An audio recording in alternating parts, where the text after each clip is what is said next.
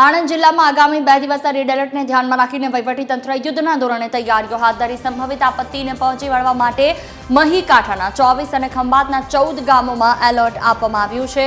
તમામ અધિકારીઓને stand by રાખવામાં આવ્યા છે। સુરક્ષાના ભાગરૂપે આવતીકાલે સમગ્ર જિલ્લાની શૈક્ષણિક સંસ્થાઓમાં 1 દિવસની રજા જાહેર કરવામાં આવી છે।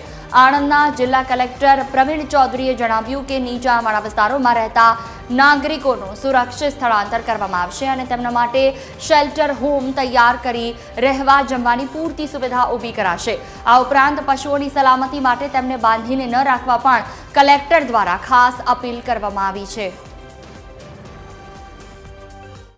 આગામી 48 કલાક સુધી 12 જેટલા જિલ્લાઓની અંદર રેડ એલર્ટ આપવામાં આવ્યું છે વરસાદને લઈને, ખાસ કરીને જેની અંદર આણંદ જિલ્લો પણ સામેલ છે। જ્યારે તંત્ર દ્વારા તમામ પ્રકારની જે તૈયારીઓ છે તે કરી દેવામાં આવી છે। આપણી સાથે જિલ્લા કલેક્ટર પ્રવીણ ચૌધરી સાહેબ આપણી સાથે જોડાયા છે। જી સાહેબ, આવતીકાલે અને પરમ દિવસે 48 કલાક સુધી રેડ એલર્ટની પરિસ્થિતિ છે, કયા પ્રકારને લઈને તંત્ર સજ્જ છે?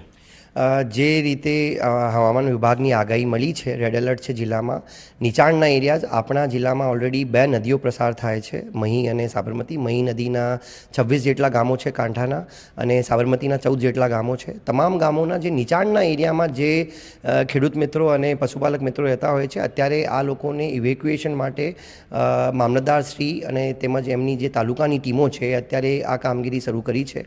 આવતીકાલ અને પરમ દિવસ માટે તમામ જે રજાઓ જે મંજૂર કરેલી રજાઓ પણ હતી એ બધી પણ કેન્સલ કરી દેવામાં આવી છે। આવતીકાલે બહુ અતિ ભારે વરસાદની આગાહી છે, એને ધ્યાનમાં લઈને આણંદ જિલ્લાની શાળાઓ, કોલેજીસ અને આંગણવાડીમાં પણ રજા ડિક્લેર કરી દેવામાં આવી છે।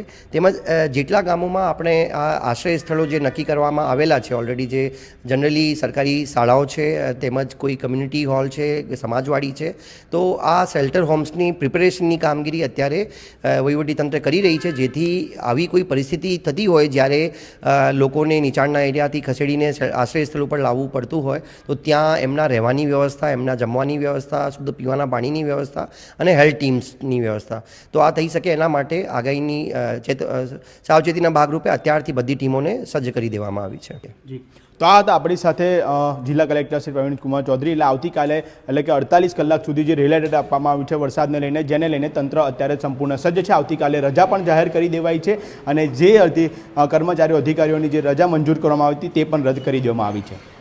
મના નિંગુ, TV13 આણંદ।